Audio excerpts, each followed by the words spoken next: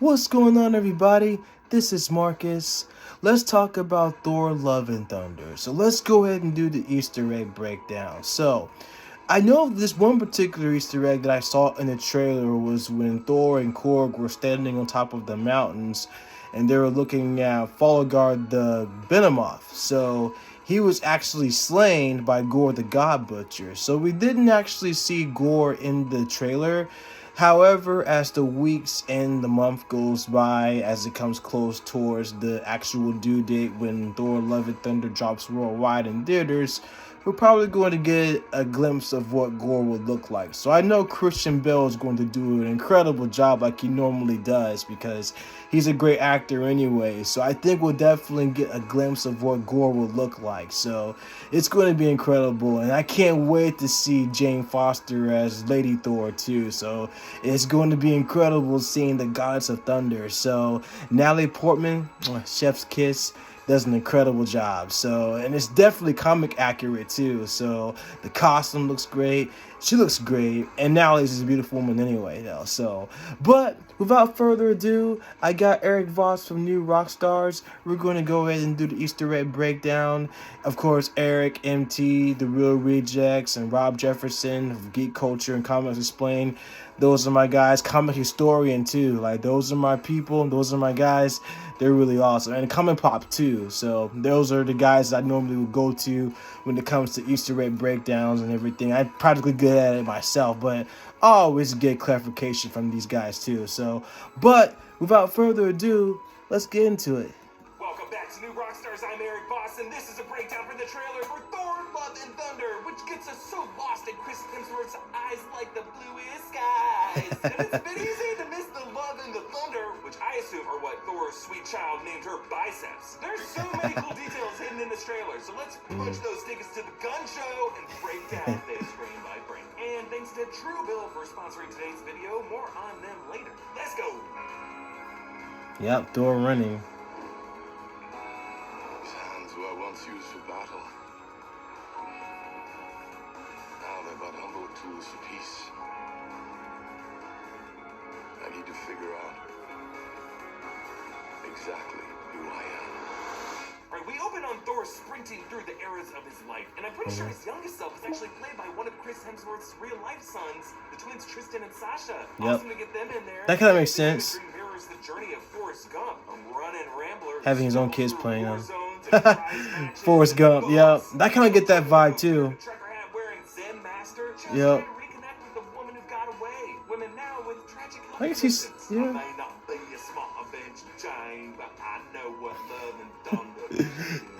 That's funny.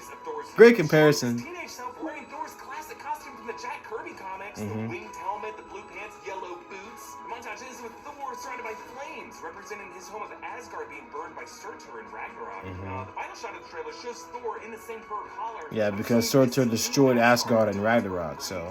Making this the second time Thor has had to watch an Asgard burn, but you know, it's not a place for people. From these ashes, we cut to a symbol of new beginnings. Thor planting a tree, except this is more than a tree. It's the handle of Stormbreaker, those runes on the blade for Stormbreaker. Remember, Stormbreaker's handle was made from the tree branch arm of Groot in Infinity War. And once that arm was severed, it ceased to be part of Groot. That's why it did not dust along with him in Thanos' snap. Years ago, I discussed the theory that Thor might replant The Alpha Groot theory, yeah. Yeah, I remember that. Because Vin Diesel talked about it. Which might be what Vin Diesel was referring to in that 2020 interview with comicbook.com when he described Groot's return in Love and Thunder as, quote, Alpha Groot. Of course, Thor's gardening here calls back Thanos' move after retiring at the end of his conquests when he tilled the soil as he watched the sun rise and great with Thanos. But in Thor's case here, I should say suns, because this planet ain't Earth, as in the sky behind him is a massive sun, and then two other planets or moons to its upper left, and then a blue glowing celestial body, another light source behind the tree, and then a ringed planet in the upper right corner. And I am assuming Love and Thunder will finally reveal to us the only one of the 9 realms we have yet to see in the MCU, Alfheim, home of the Light Elves. Not of Alf, even though he is canon in Marvel Comics lore. Notice the scar over Thor's right eye. Alf is canon Marvel Comics lore, yep. I like Alf, he's cool. His eyes are bright blue, definitely bluer than they were before, and his prosthetic right eye has been replaced since Endgame. Perhaps that could be why he went to Alfheim, using the Light Elf's magic to heal himself, both physically and based on his Don Draper meditation pose here, spiritually as well. Now, the music of this trailer is Guns N' Roses' Sweet Child O' Mine, which has lyrics referencing eyes like the bluest skies, and childhood memories. That's a great pick too. To use Guns N' Roses to use. Wrote these lyrics for girlfriend Erin Everly, daughter of Don Everly of the Yep. Everly Brothers, whose song Everly All I Brothers. Have to Do Is Dream just Yep. appeared in a recent promo for Doctor Strange in the Multiverse of Madness. Multiverse of Madness does seem like a story about parenting. Love and Thunder, a story about being sweet children of the gods. And of course, my favorite cover of this Guns N' Roses song is the a cappella rendition from Step Brothers with Adam Scott and Catherine Hahn. Flat. So flat. I don't even know. You don't even look good while you're singing it. The worst thing I've ever heard.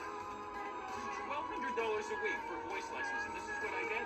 Okay, I'm gonna save it with the solo. And we must thank Agatha Harkness for singing the key lyric. Yep, This Agatha track, Harkness, rain, yep. Thunder in the rain has quietly passed me by. Thor is the god of thunder, but he is literally burying the hatchet, praying not for thunder to empower him, but to pass him by. Because I think the thunder of Love and Thunder is truly going to be brought by the villain, Gore the God Butcher. And Yep. the sweet child of mine, the song, is actually Gore's child and wife who were killed. The thunder and the rain passed them by, but those prayers were left unanswered. And I just find it interesting that this trailer ends short of Guns N' Roses' dark, aggressive shift in the song from the ballad to the where do we go?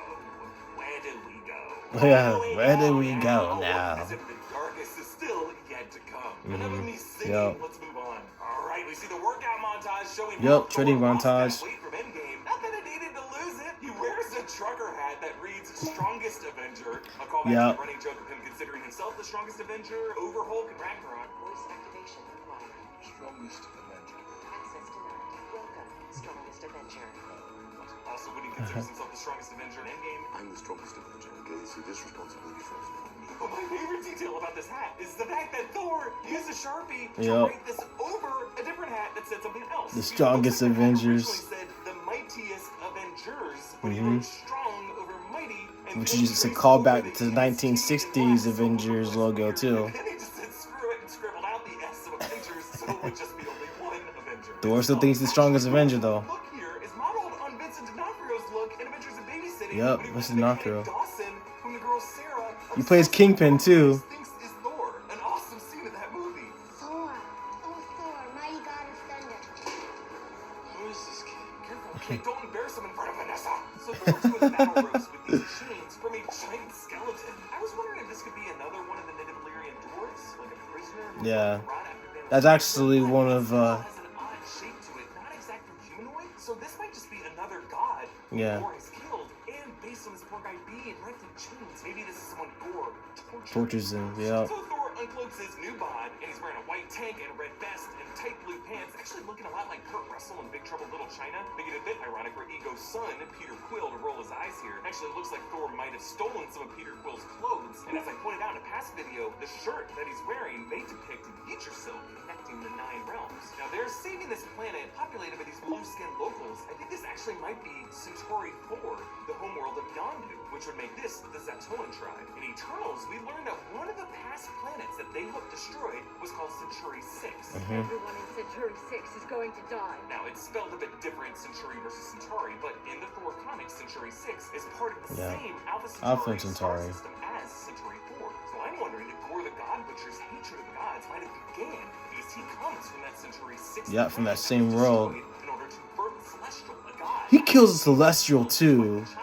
I mean, come on. Make him so angry that he must now kill all the gods of the cosmic hierarchy. He used all black, the Necro Sword, though. Guardians like Thor and Valkyrie, and sons of Celestials like Peter Quill. And it could be on this planet, Centauri 4, where Thor and the Guardians learn the story of a nearby planet named Centauri 6 in their system with one very pissed off sole survivor. And then we get this full Guardians of the Galaxy charge with Teenage Groot, who's actually been filling out more. There's some more greenery on his head. Then Nebula, Mantis, Teenage Quill, Groot. Cracklin is there wearing Yondu's Yaka arrow fin as he did in the Guardians Volume 2 post-credit scene. And then Rocket, and then I assume Drax on the far right. But no Gamora. We should note after the Endgame final battle. And Yeah, Gamora's still on the missing. final scene, they still have not found that Which very they're gonna try and find her in Volume Guardians 3, end up leaving so... behind Thor and Korg on a planet that looks like Sakaar as they pilot the Benatar through that hexagonal universal neural teleportation network grid. If this is Sakaar, I'm super excited that they're returning here because this might be where they can meet up with Beta Ray Bill. Yes, I want to see Beta Ray Bill. And the way they frame You can actually see his likeness in Ragnarok too. So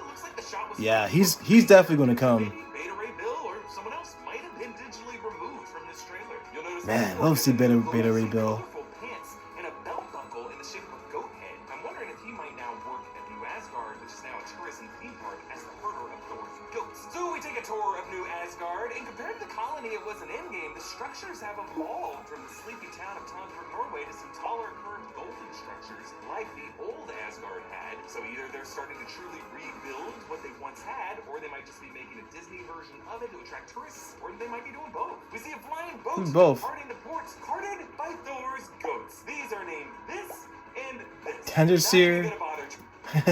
That's funny. So okay, I can try to pronounce them, especially the dogs. So basically, Tenderseer and Tanjosur. So Tangersneer and Tanjosur. So I think I'm pronouncing that right because I'm actually looking at the way that the syllables is pronounced. So yeah, but those are the two dogs that Thor actually scored in the original Norse mythology version of Thor. So that's pretty cool that they're actually bringing it to the MCU because of course Stan Lee mentions many times that Thor actually does come from the Norse mythology and took it into the Marvel comics as well. So yeah, it's pretty cool, but it's gonna be awesome to see the rest of the guys too. So. Trying to pronounce it, but they mean teeth bearer and teeth grinder. Teeth bearer and teeth grinder is what they mean. Companions, they pull his chariot across the sky, and they're wonderful. I'm so glad they're in this movie. On this boat, you can see Valkyrie and Thor. And then up front, I'm glad too. it looks like Thor and maybe Jane with them there. And I love it. There's a neon sign reading "Cocktails and Dreams." Cocktails and Dreams. The bar that Tom Cruise works at the end of the 1988 movie. Tom Cruise. These references Superior Iron Man, Tony Stark confirmed. If you're keeping your fingers crossed that the DVD collection in your mom's attic is going to regain That's its gonna be value so and all cool. of your money, landmass is suspended in space with impossible gravity, water just spilling into mist. Here from these Roman-style aqueducts that snake through all the structures. In the lower left, it looks like it's open space and stars out there. So who knows? This could all be suspended inside of another part of a dead celestial, like Nowhere's headless body, because the sword carried by Gore in this movie is the same weapon that, in Marvel Comics lore, beheaded Nowhere. So this movie may confirm that history. You'll notice a pink purple streak meteors through the Because Gore just kills the Celestial, especially in Nowhere.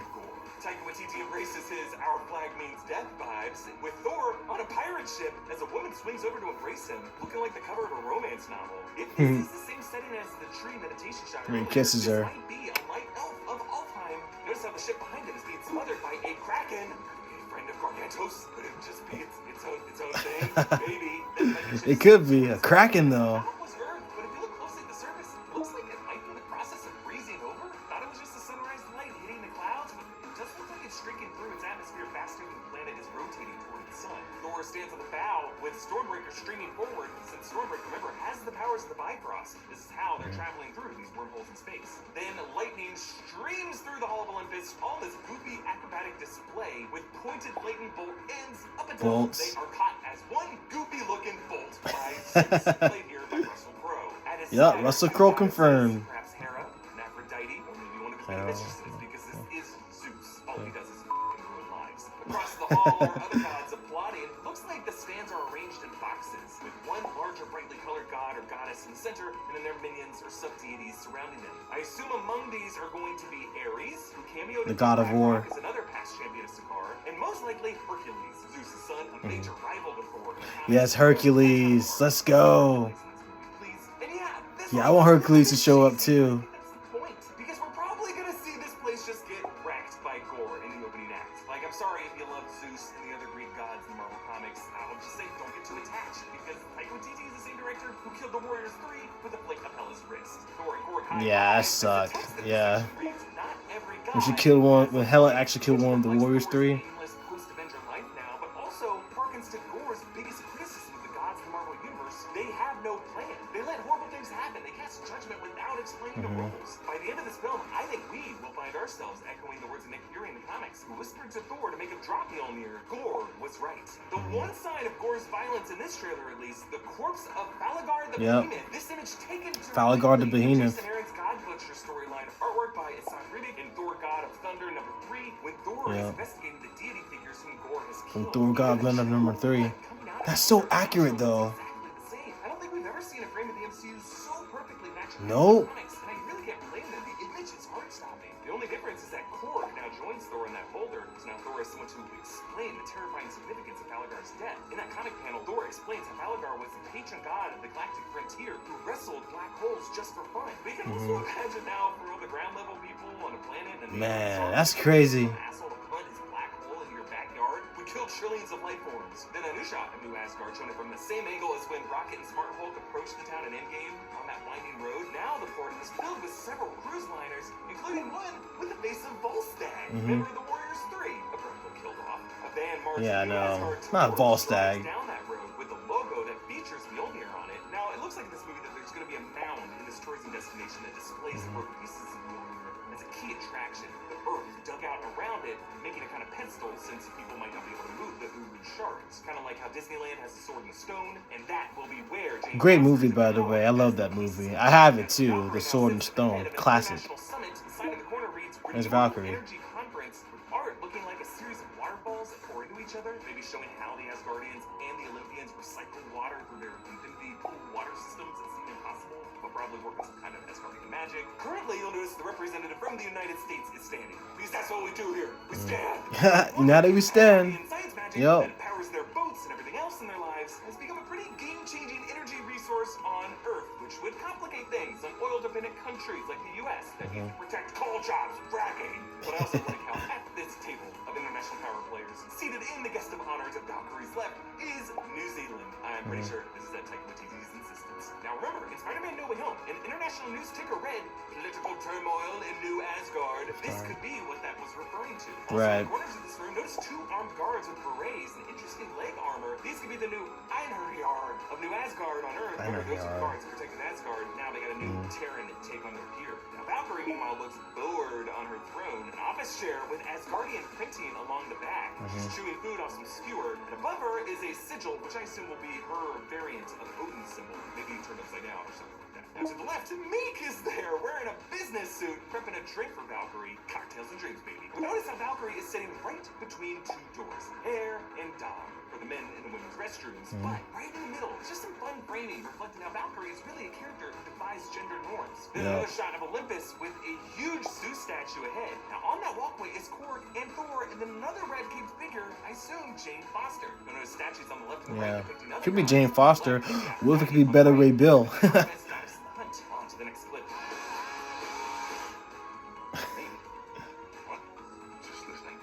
Alright, we get a better shot of the Guardians here. Quill, Drax, Nebula, Mantis, Rocket, and Groot. And Mantis has this interesting chip on her forehead now, which are connected to her antennae, perhaps a way of amplifying her emotional sensing abilities. Thor is just trying so hard to make Quill love him, because all the other people he loves in his life are dead when you think about it. He refuses to break eye contact, just like how he stared Peter directly in the eyes on the Benatar at the end of Endgame. And you can see now in the close-up that Thor has regrown his braid that he used to have in the earlier movies, or his head was shaved in Ragnarok, and before he let himself go in Endgame. I love how the title logo has this metallic look to it, like an 80s rock band. Yeah. Pieces sliding into place. It's like an and then 80s rock band logo. also reflects the angular text of Norse runes. Then on to the last clip.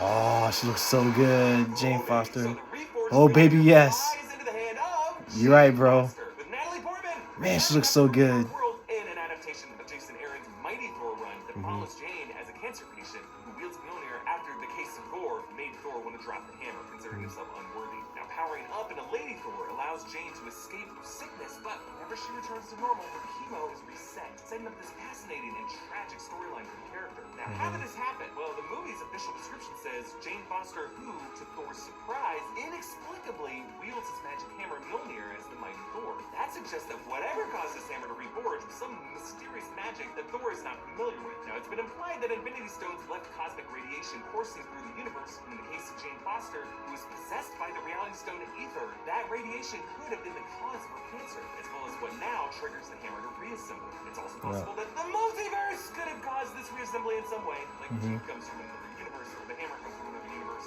And more will be revealed in a future trailer after Doctor Strange and Multiverse Madness comes out. I have a feeling that the hammer's return will have an in-universe answer, like either residual reality stone radiation, or some Could be. Will and Testament clause from Frigga or Odin that includes Jane Foster in that worthiness charm. Like whoever wields his hammer, if he be worthy, shall possess the powers of Thor. Also under clause, whoever that current bearer. Whosoever. Compared to the shot of Hela destroying the hammer in Ragnarok, the Yep. cracks of Mjolnir are now spread apart. Oh yeah, I've noticed that too. Notice how the golden end is facing upward now. I think we're looking at the other side of it. I just like this look better than a more capillary splintered. Yeah, that kind of makes sense because it cracked because Hela cracked it. Cracks of that hammer. This reveal of Natalie Portman as Lady Thor works really well. Better than I thought it would. And honestly, Marvel Studios really needed this to work, and they totally pulled it off. But they used a few interesting visual tricks to do it. Now, yes, Jane is definitely beefed up here. I'm sure Natalie Portman put on quite a bit of muscle, but I wouldn't be surprised if they did that classic Tom Holland muscle enhancement there. But she does need to be beefed up, yet the focus of the shot is not on her muscle definition. Her shoulders, her traps, her neck, forearms, they're all covered. They also cover her face with the helmet, all to avoid that uncanny valley effect where we might see Natalie Portman's iconic face, but on a different body. Just kind of freak us out. Instead, the focus is on Mjolnir, a striking, unusual image to see it put together again, and that is what guides us into the shot. And then we move directly from Mjolnir to Jane's eyes, which are locked directly on us. See, there is a narrative to this reveal, as opposed to just barking in a visual effect in a trailer and we get to pull it apart. There's a story here. Our eyes are guided by the emotion of this moment. Now, behind both Jane and Thor, it looks like the town of New Asgard is being attacked by these weird-looking, dark, tentacled creatures. And then to the left behind Jane, whatever this is flashing some sharp teeth. Thor's weapon, all black, has some connections to the symbiotes in Marvel lore. It was a weapon created by the symbiote deity of Null. And we did see in Spider-Man No Way Home that a piece of venom is left in the boundary of the MCU. So could we be looking at some kind of Venom creature attacking New Asgard? Like, I don't know. I don't think Venom can appear in an MCU movie without it being a Sony co-production the way Spider-Man No Way Home was. So I don't know if they'll keep that symbiote backstory. But, if you think about it, the way that Dane Whitman's sword, the Ebony Blade, also had a black shape-shifting essence to it when he reached out to it. That could be the same way Gore's blade works, making it a kind of poison. Not a venom, a poison that rots a target from the inside out. Yeah. Could be how we got that chained up skeleton. Could be a poison that, thematically, parallels the way cancer attacks the body, which would make Jane's conflict with Gore super important, super symbolic for her in this movie. Support us by checking out our merch options like our Moon Knight and It's gonna be crazy. So it kind of makes sense because Null is the king of the symbiote. So, and again, if they're actually going to at least try to put Venom, it has to be like a Sony Marvel property thing, like because it's not really affiliated with No Way Home. So,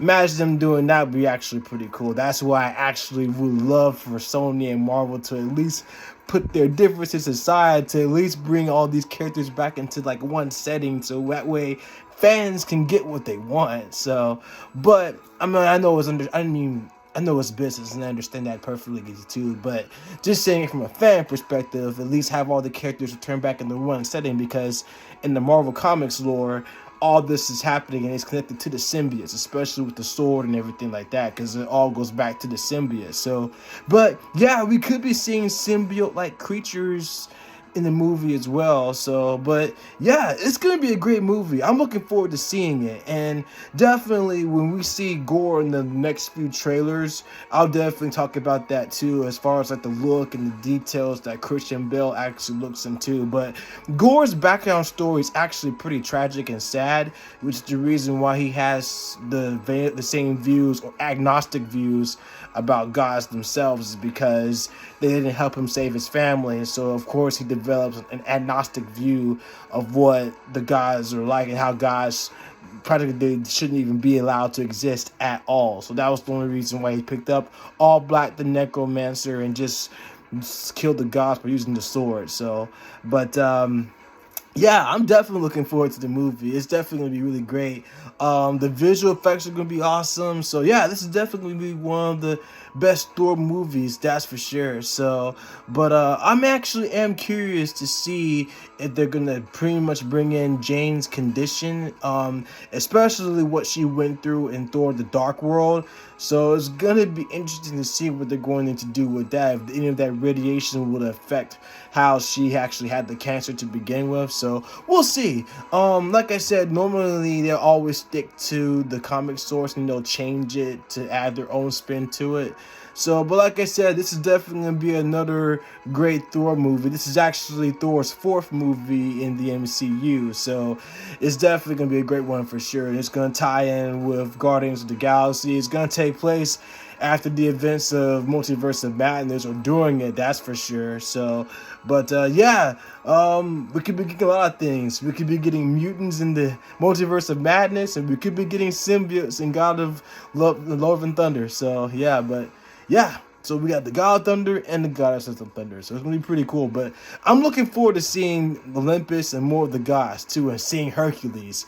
That's who I want to see, too. So it'll be really cool. So, but let me know what you guys think. You guys are excited for Thor Love and Thunder? Let me know in the comments down below. Like this video, subscribe to this video, share this video. I love you guys, and continue to spread love and be love and continue to make a difference. I love you guys so much. I love talking to everybody. Love talking to you all. And I'll see you on the next one.